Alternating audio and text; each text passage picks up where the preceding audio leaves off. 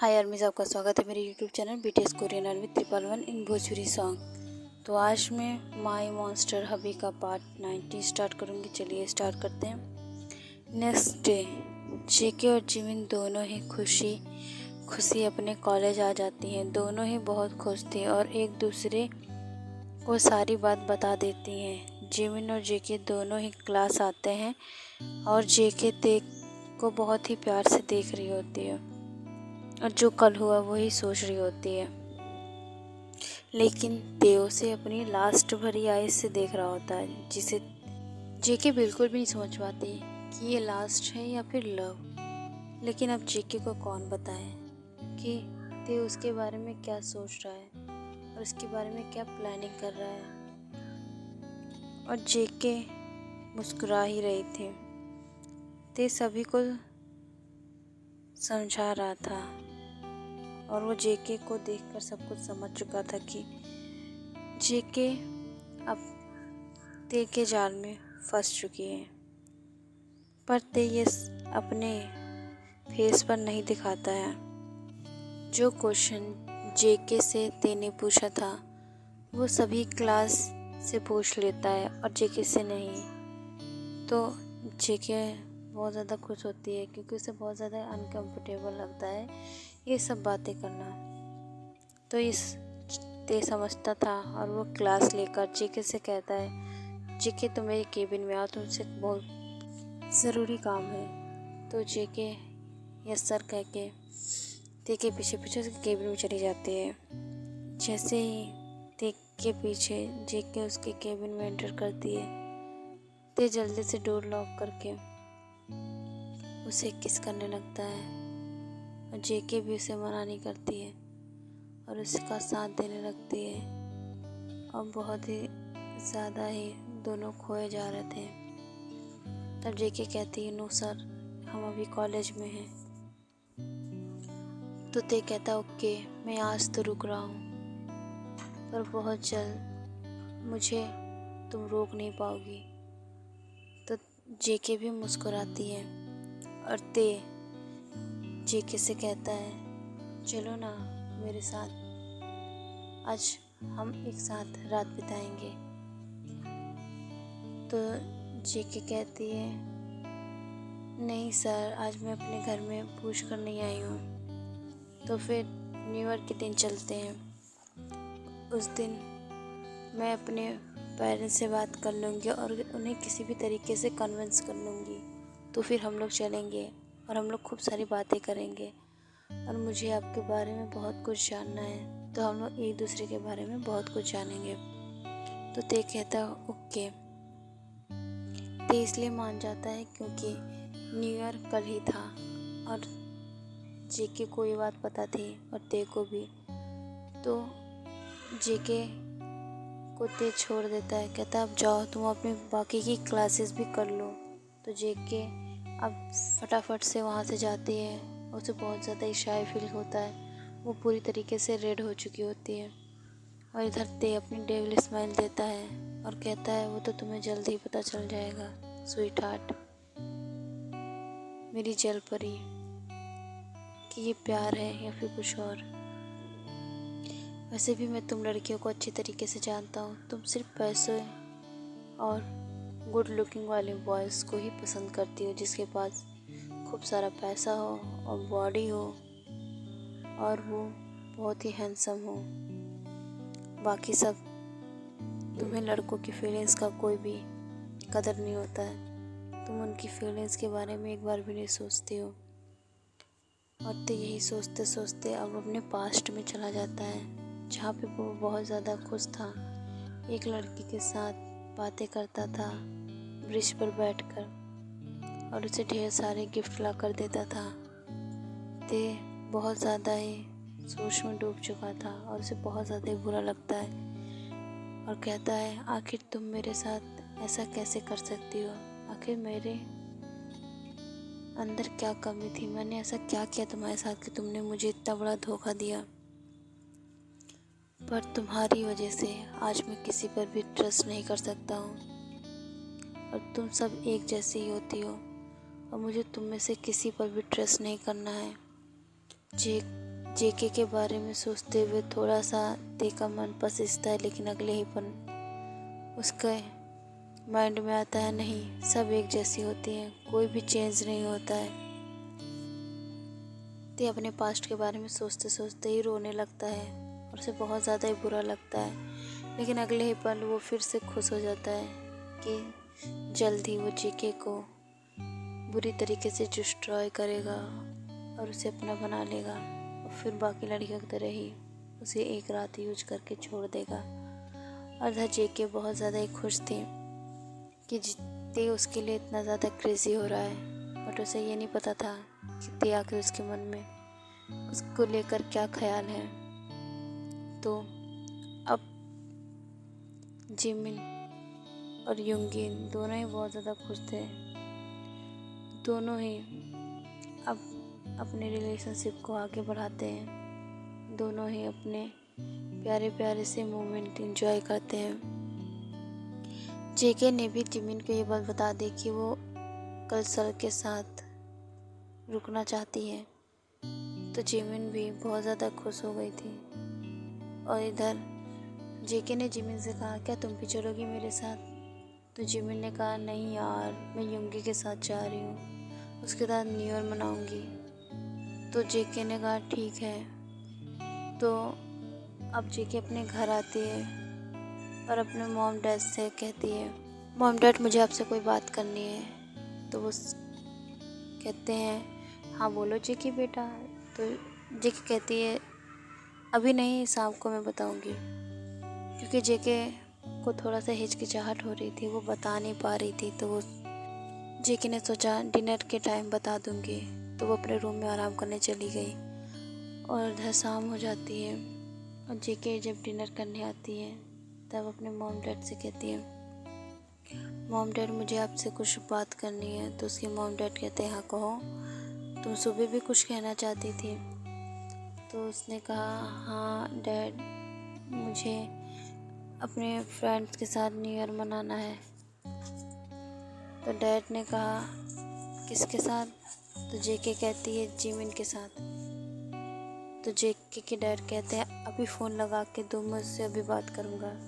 तो जेके थोड़ा सा घबरा जाती है, लेकिन अगले ही पल उसने कॉल लगा के अपने डैड को दे दिया और उसके डैड ने जिमिन से बात किया। तो जिमिन ने कहा, हेलो जेके। तो जेके के डैड ने कहा, नहीं, मैं जेके का डैड बोल रहा हूँ। तो क्या तुम दोनों का कल कुछ प्लान है न्यू ईयर पर? तो जिमिन ने कहा, हाँ अंकल, हम लोग कल न्यू ईयर साथ मनाएंगे, तो आप जेके को भेज दीजिएगा प्लीज़। तो इस पर जेके के डैड कहते हैं, ओके कोई प्रॉब्लम नहीं है, तुम दोनों साथ में मना सकते हो न्यू ईयर। वैसे भी हम लोग कल गोवा जाने वाले थे, सोचे थे जेके को भी लेके जाएंगे, लेकिन वो तुम्हारे साथ मनाना चाहती है। उसने हमसे पहली बार इस चीज़ के लिए डिमांड किया, तो हम लोग उसे मना नहीं करेंगे। तुम लोग अच्छे से एंजॉय करना, और वैसे भी कल हम लोग गोवा चले जाएंगे, तो तुम लोग अच्छे से रहना। तो जेके खुश हो जाती है और अपने डैड को गले लगा लेती है। और जिमिन भी बहुत ज़्यादा ही खुश थी कि जेके अब फाइनली अब सर से मिल पाएगी।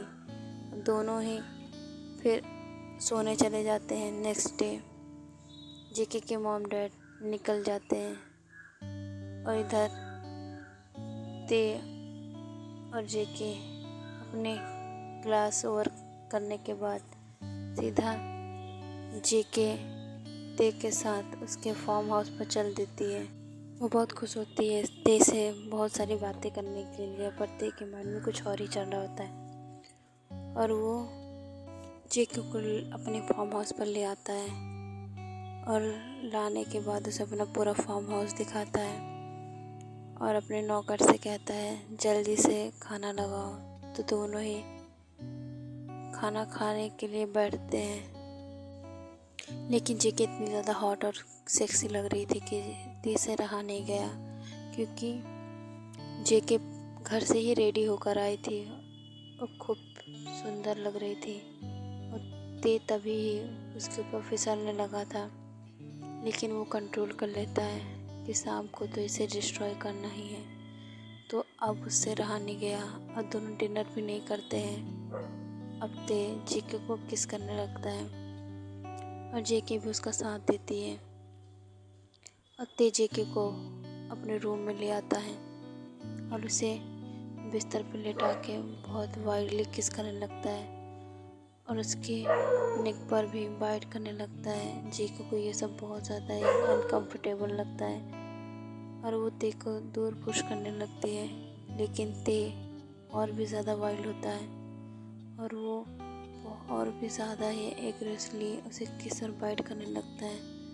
तब जेके को और भी बुरा लगने लगता है कि ये ते को हो क्या गया है, क्योंकि ते ने पहले ही ड्रिंक कर ली थी और वो अब जेके के साथ ज़बरदस्ती करने पर उतर गया।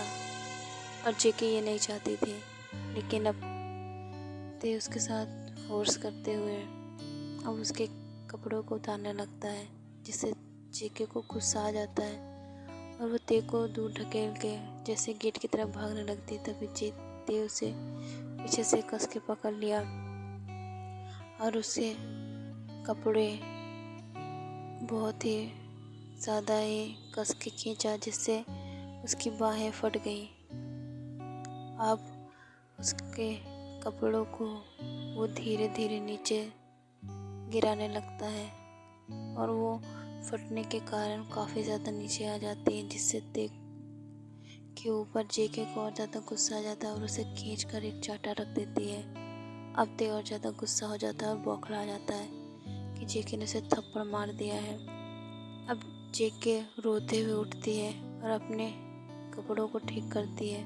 उसे किसी तरीके से ठीक करते हुए अपना बैग लेती है और वहाँ से जाने लगती है, लेकिन उसे तभी भी ते जाने नहीं देता और वो उसको बिस्तर पे फेंक के कहता है, तुम्हें क्या लगता है कि मैं तुमसे प्यार करता हूँ? ऐसा नहीं है, मैं तुम्हें सिर्फ एक रात के लिए यूज़ करना चाहता हूँ और तुम जैसी लड़कियों के साथ मैं ऐसा ही करूँगा, क्योंकि तुम जैसी सो कॉल्ड लड़कियाँ मुझे अपने लिए ही पसंद करती हैं, मेरे पैसे को देखकर ही मेरे पास आती हैं। तो जेके भी गुस्से में कही, मैंने आपसे सच्चा प्यार किया था, लेकिन आप लगता है मेरे प्यार के लायक ही नहीं है। और ते इधर बहुत सब कुछ सुना देता है जेके को कि तुम बहुत ही गिरी हुई हो, तुमसे मेरा कोई संबंध नहीं है और तुम मेरे लेवल की नहीं हो, जिससे जेके को बहुत ज़्यादा बुरा लगता है। और आज तक उसे अपनी गरीबी का कभी एहसास नहीं हुआ था जितना कि ते ने उसे करा दिया। आखिरकार जेके गरीब नहीं थी, लेकिन मिडिल क्लास फैमिली से बिलोंग करती थी, लेकिन ते हाई क्लास फैमिली से बिलोंग करता था। लेकिन ते ने जेके की इतनी ज़्यादा इंसल्ट की कि जेके को बहुत ज़्यादा ही बुरा लग रहा था कि आखिर वो कैसे ये सब कह सकता है। लेकिन तब जेके को ते कहता है, तुम निकल जाओ मेरे घर से, this is my property not your. तो अब जेके को भी गुस्सा आ जाता है और वो अपनी ड्रेस को ठीक करती है और वो वहाँ से अपना बैग लेती है और बैग में अपना फ़ोन डालती है और वहाँ से निकल जाती है। आधी रात के 2 बज रहे थे और वो वहाँ से निकल कर बीच सड़क पे अकेले ही चल रही होती है और खूब तेज बारिश हो रही होती है। और इधर ते अपने गुस्से को शांत करने के लिए बार में चला जाता है और खूब ड्रिंक करता है और खूब गुस्से में कहता है, तुमने मुझे थप्पड़ कैसे मारा? इस थप्पड़ का बदला तो तुमसे मैं लेके रहूँगा और देखना मैं कैसे लेता हूँ। और वैसे भी तुमने अपने आप को समझ के रखा है, तुम कहीं के अप्सरा हो जो मैं तुम्हारे प्यार में पागल हो जाऊँगा, या फिर तुम एक दुनिया की इकलौती लड़की हो जिससे मैं तुमसे प्यार करने लगूँ। लेकिन ऐसा नहीं है जेके, तुमने जो आज किया है उसका परिणाम तो तुम्हें भुगतना ही होगा। और वो बहुत ज़्यादा ड्रिंक करने लगता है, लेकिन तब उसे होश आता है कि उसने अभी भी क्या कह दिया, जेके को अकेले ही जाने के लिए बोल दिया। अब उसे और ज़्यादा टेंशन होने लगती है कि कहीं वो सच में ना चली गई हो। इधर वो फिर से अपने रूम में आता है, लेकिन अब जेके नहीं थी और उसका सामान भी नहीं था। अब वो अपने सिर पे हाथ रख लेता है और कहता है, ओह माय गॉड, मैंने ये क्या कर दिया, मुझे ये सब नहीं करना चाहिए था। अब उसे मैं आधी रात को ढूंढूं कैसे? अब वो जल्दी से अपनी कार निकालता है और उसे बीच सड़क पे अकेले ही ढूंढने लगता है, लेकिन जेके नहीं मिलती। अब वो मन ही मन सोचता है, वो गॉड से तो इस जगह का रास्ता भी नहीं पता है, कहीं अपोजिट साइड ना चली गई हो। उसे तो घर का पता भी नहीं पता है। यहाँ से तो वो अनजान थी बिल्कुल। अब वो अपोजिट साइड वाले रास्ते पर चला जाता है और वो बहुत ढूंढता है, लेकिन इधर जेके अकेले जा रही होती है तो कुछ लड़के ड्रिंक करके अपनी कार को ड्राइव कर रहे होते हैं और तभी उनकी नज़र जेके पर जाती है। तो एक लड़का कहता है, यार गाड़ी मत रुकना, क्या पता ये चुड़ैल उड़ैल हुई तो बाकी लड़के कहते हैं, तो क्या हुआ, इतनी खूबसूरत चुड़ैल को भी कौन छोड़ेगा। अब वो दोनों ही अपनी गाड़ी रोक लेते हैं। अब वो जेके के साथ ज़बरदस्ती करने की कोशिश करने लगते हैं। तभी फिर से उसकी ड्रेस वहीं से खुल जाती है और तभी जेके और ज़्यादा घबरा जाती है, लेकिन ते भी आ चुका था और वो जल्दी से आ जाता है और उन लड़कों को धोने लगता है। अब वो कुछ कह भी नहीं सकती थी और वो अपनी ड्रेस को फिर से ठीक करती है और वो दोबारा से जाने लगती है। उसका बैग वहीं गिर गया था, अब उसे उठा भी नहीं सकती थी वो। और इधर ते सबको डरा के भगा देता है और जेके का हाथ पकड़ते कहता है, तुम मेरे साथ चलो अभी फार्म हाउस पर। तो जेके कहती है, नहीं, मैं आपकी पर्सनल प्रॉपर्टी पर नहीं जा सकती। तो ते कहता है, चलो तुम, नहीं तो यहाँ पे भी और कोई भी आ जाएगा तो तुम्हारी दिक्कत हो जाएगी। तो जेके फिर मान जाती है और चली जाती है ते के साथ। अब दोनों ही खामोश थे और ते जेके से कहता है, तुम आराम कर लो, कपड़े चेंज कर लो। तो वो जेके को एक लोअर और टी शर्ट देता है। जेके जाके चेंज करके आती है और ते कहता है, तुम सो जाओ, मैं यहाँ से जा रहा हूँ। अब वो वहीं बैठी रहती है और ऐसे ही सुबह हो जाती है। तो ते आके देखता है तो जेके वैसे ही बैठी है जैसे वो छोड़ के गया था। अब उसे और ज़्यादा बुरा लगता है कि अभी भी से मुझ पर भरोसा नहीं हुआ और ये वैसे बैठी है जैसे मैं इसको छोड़ के गया था। उसे बुरा लगता है, लेकिन वो कुछ नहीं कहता। अब देखो कहता है, चलो नाश्ता कर लो और मैं तुम्हारे घर छोड़ देता हूँ। तो जेके कहती है, मुझे नाश्ता नहीं करना, आप मुझे बस मेरे घर छोड़ दीजिए। अब जेके को ते उसके घर छोड़ देता है और दोनों ही अपने अपने रास्ते चले जाते हैं। ते वापस अपने फार्म हाउस पर आता है और कहता है, तुमसे तो मैं बदला लेके रहूँगा इस थप्पड़ का, और तुम अब देखोगी कि कीमती होना आखिर चीज़ क्या है। ओके यार, मैं इस पार्ट को मैं यही एंड करती हूँ। नेक्स्ट पार्ट के लिए इंतज़ार कीजिए और जल्दी जल्दी चैनल को सब्सक्राइब कर दीजिएगा। इस चैनल के सब्सक्राइबर बढ़ तो नहीं रहे लेकिन कम होते जा रहे हैं। ओके यार, बाय।